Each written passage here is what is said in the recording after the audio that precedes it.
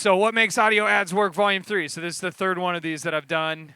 And I've seen some of you guys at the other two. I got feedback that I need to make it more practical. So have some actually specific stuff that's actionable that you can do immediately to make your audio ads work better, which is the whole promise of it.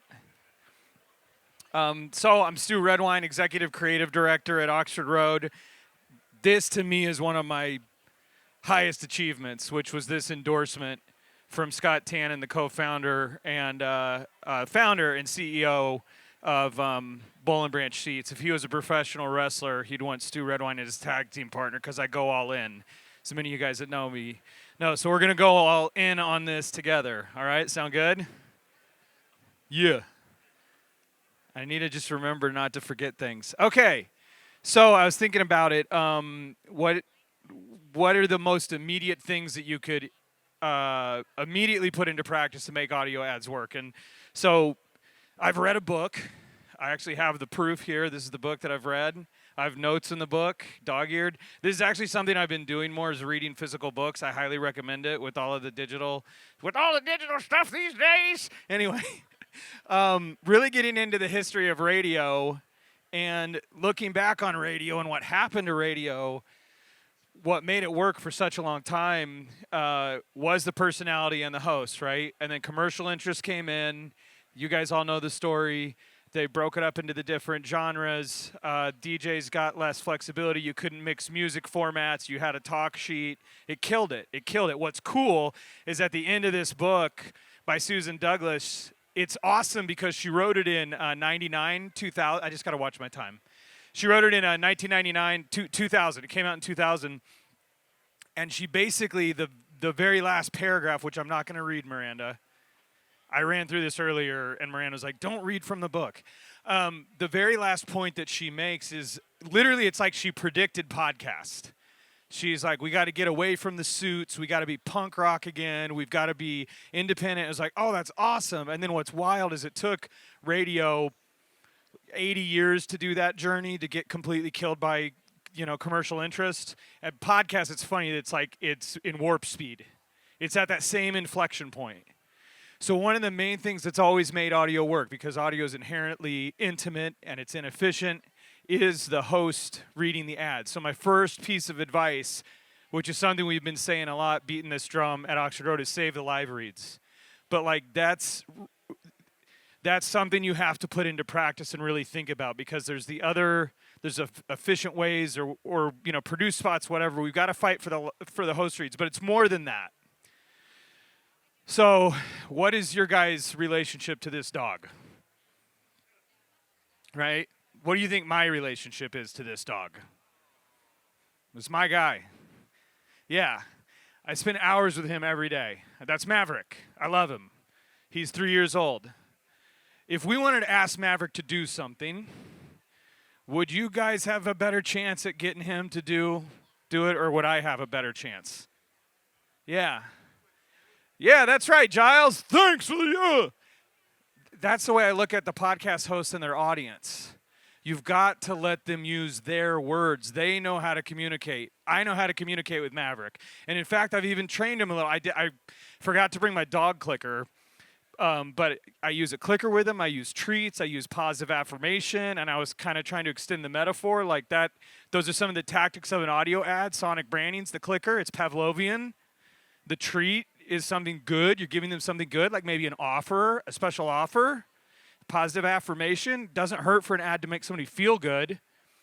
But the host, me as Maverick's wingman, I'm the best one that's best suited to ask him to do something, much better suited than a stranger. So the host voice, host's words. And that takes a lot of discipline to pull yourself back on your copy points and allow them to speak like that. Okay, next up. And we're doing okay on time. So this is $14,280,000,000. This is approximately, by my calculations, with the help of Sir Giles Martin, the amount of money that is wasted in audio advertising every year in the United States of America. So it's roughly $17 billion. The Ehrenberg Bass Institute done a famous study, the 40 by 40. that shows that 16% of advertising is correctly remembered and attributed. All right, so that means 84% of it's a complete waste. That's the amount of money that's wasted. So it's like, what's one thing you could do, super practical, to make your ads work harder so you're not contributing to that number, is from the Journal of Advertising Research, which if you're ever looking for like, what are the pointers for the things I need to do in my ads, the Journal of Advertising Research is like the laws of nature, whatever. Like, that's the stuff that we know. It's foundational about advertising, so we can trust it. And when it comes to audio advertising in the Journal of Advertising Research and what we've seen in our own experience at Oxford Road, mention the brand name early, mention it often, and don't let a lot of time pass between brand mentions.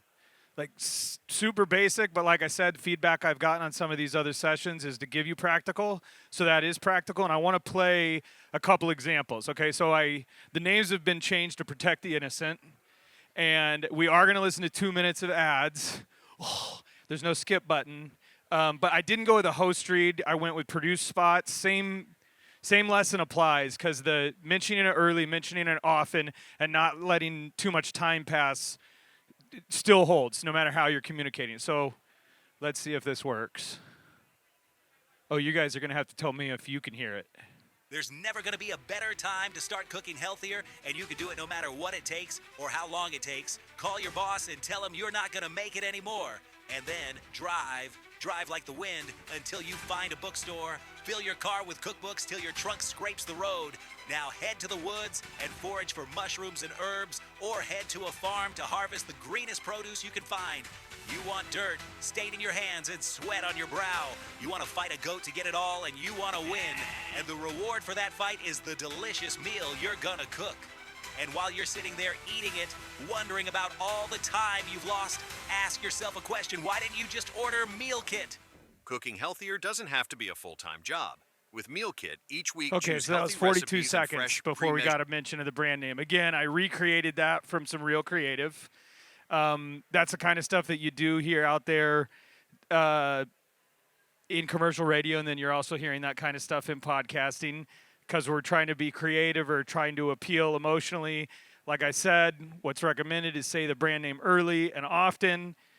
And when all else fails, be clear. Clarity has a cleverness all of its own. So here's the next spot. Does getting a flavorful, balanced, and convenient dinner on the table night after night feel like a chore? Let Meal Kit take care of the weekly meal planning so you can save time and actually have fun cooking and eating amazing meals. Visit mealkit.com and choose what meals you want from an ever-changing, customizable, and always delicious menu. Then let Meal Kit shop and deliver pre-measured ingredients with simple recipes you guys get that the come picture. together in a... All right. So that was about every 6 or 7 seconds there's a mention. So that's the really specific advice. Pierre Bouvard would tell you probably have your first mention even earlier than that. I think somewhere in the first 6 seconds is okay, and then every 6 seconds is a good way to be. Another thought on the produce spot, right, where it was really rambling before it got to the brand mention. There can be I'm saying, use the host voice, right? Let the host use their words. You've also got to be listening to it and engaged and giving them feedback. And they thrive off of feedback. That's what's nuts. Like, hosts are people too. They can make a segue, and what we've seen even from a performance standpoint, like you can make a segue into the ad, and they can even tell like a really long story, but way too much time has passed before we get any indication that's from the advertiser. So still allow them to do their thing, but sometimes you got to nudge them with those brand mentions early on, and then they keep talking. Like, before I talk to you about blah, blah, blah, blah, blah, then they tell their story. Okay, so the hosts, use the host voice, let the host use their words. Another massive one is the answer to this question. Can they recognize your brand with their eyes closed? And this is going to become increasingly important because all of computing is becoming conversational, right? And I know it's so dangerous. It's like focus group of one, but whatever, I'll do it anyway. My daughters, I have a senior in high school and a sophomore in high school, and they talk to all their stuff, right? They won't even I'm like, well, why don't you type that? And they're like, and they just talk to it, which is cool because I like Star Trek. With that said, if you think about in that environment, how are people going to be? They're not going to be able to recognize the brand by sight. They got to be able to recognize it by sound. And what I've been saying to folks, I've been talking about this a lot, is just You just need the answer to that question. Can they recognize your brand with their eyes closed or not? Yes or no? And if it's yes, it's like, great. Like, well, tell me more about that. How did they do that? What have you been doing? If it's no, it's just something you need to make peace with. I think every brand needs to have a little bit of something. So I'm going to play, some of you heard this before.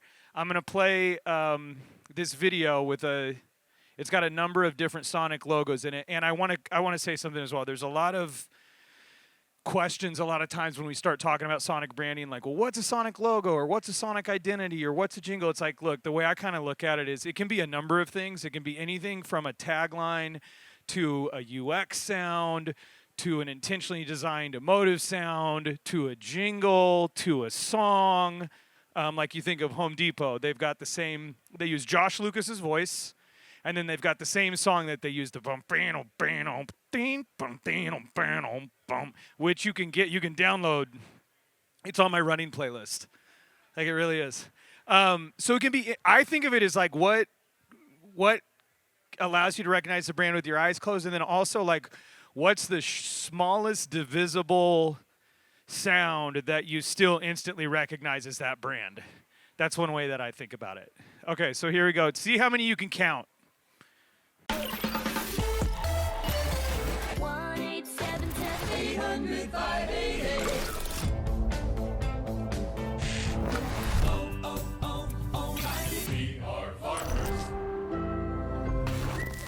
I'm just so happy I got moist. Liberty, liberty. Like a good neighbor.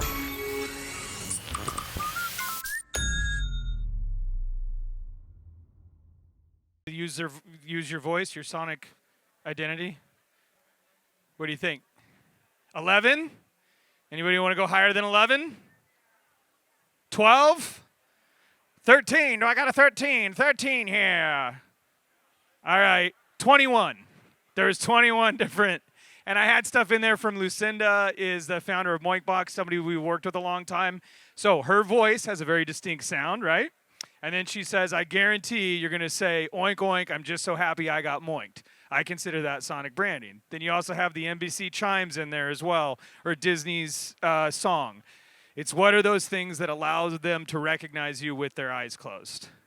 Speaking of Disney, it's related to a bigger piece of persuasion and branding, which you've got to, this is one of these other things you got to have an answer to, is you've got to be distinct and you've got to be consistent. And this is where I refer to my notes, where my pen blew up on me like right before. It was great. Yeah, okay. So I've got a podcast called Ad Infinitum. It's the only podcast about audio ads, how they work, and how to make them work better.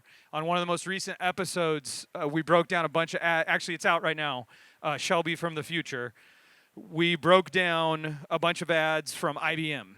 And it was really interesting because they were podcast ads. There was a Kara Swisher host read. There was a Guy Raz host read. There was 2 produced spots, maybe one other host read. 3 different taglines used throughout.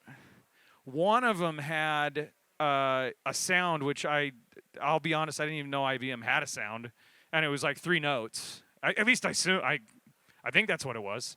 And then Guy Raz and Kara Swisher didn't self-identify, you know, and they didn't personalize either. They literally read the exact same copy. So it was very inconsistent, and there was no distinction.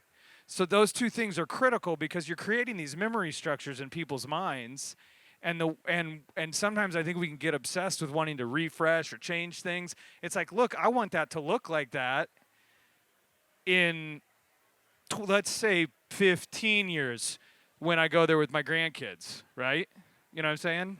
We could probably put it off 18 years or so. I mean, she is a senior. But you want it to be the same, and it needs to be distinct.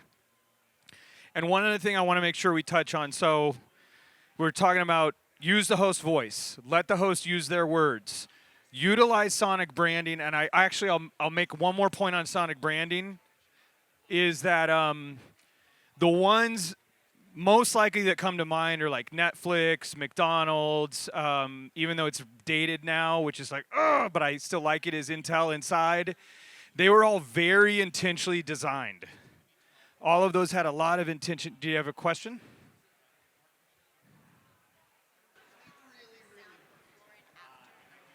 Are you talking about the sound before and after the ad to do the sonic branding, or are you talking about like the intro? Because I do like music That during is- my intro, Yeah. but then there's also some people that do like music before and after to like introduce the ads that are coming and then going back to the show. So I'm wondering if that's what you're talking about. I'm primarily looking at it through the lens of an advertiser. I think anything you can do that it's all Pavlovian. So anything you can do that's consistent, that's setting them up for what that we know this is going to happen every time, and I'm supposed to feel a certain way about it so that I can know this thing is going to happen. But I'm glad you actually said that. Look, two quick things. My main point with this Antoniolytics is we had this guy grading a bunch of our ads named Antonio Coronado, and we have a system we use for grading ads called Audiolytics. So I would call him Antoniolytics. And overnight with this AI stuff, what used to take hundreds of hours is poof, it's gone. So this is a cool episode to listen to, like, oh, what something a human used to do, now robots are doing, which we're using more AI tools at Oxford Road. And in fact, we've got a partnership with Wondercraft where they provide the audio production tools. Their platform is awesome. And this is for real. You get 1 free month of Wondercraft on us. Well, it's a $700 plus value right now if you scan that promo code. So you'll sign up. You'll be put on our newsletter to find out more about Audiolytics, as we're, with a lot of care, we're looking at how to incorporate AI into the creation of audio ads. And we're doing that with Wondercraft for the actual produced audio. So if you act right now, you can get that. Okay, and yeah, okay. So I'll wrap up with that. I'll wrap it up here. These are the 6 things that I wanted to leave you guys with. So use the host voice. Let the host use their words. Say your brand name early and often. Sonic branding, just can they recognize you with their eyes closed? Okay, that's the question. You just got to answer that, yes or no, and then what's your answer? Be distinct and consistent in some way, in some shape or form, and then care. This is my big point for AI, right? Like, look, you can check your brain at the door. We're all like, I use ChatGPT. My name is Stu, and I use ChatGPT. All right, I know you all do. And you've seen the studies too of our brains. Like, this is your brain on ChatGPT. Like, very little activity. Google search, a little more activity. Way more activity if you actually think. I think there's another component, which is care. You have to care, because if you care, it doesn't matter what tool you're using. That's what's going to point you at your highest and best aim, is actually caring about the output. And then it's like, yeah, use AI. Don't use AI. Like, I don't know why you wouldn't. The important part is somebody caring about the output. And with that, I want to invite you all to tonight at 6:30, if you didn't know about this, at the Sounds Profitable Lounge, is Age of Audio. Is an awesome documentary by Sean Michael Cologne. So you can come see it. It's really, really cool because it's like the history. It's the history of podcasting basically up into this point. And then what's wild to me, like I'm saying, from talking about the history of radio, it's like podcast has done what it took radio like almost a century. Podcast did that same thing in like 10 years. And we're at this inflection point. Like, we have podcasting if we can keep it. And that's keeping it in the host voice and letting the hosts use their words. And I think I'm about at time. We'll leave it at that. Thank you guys so much.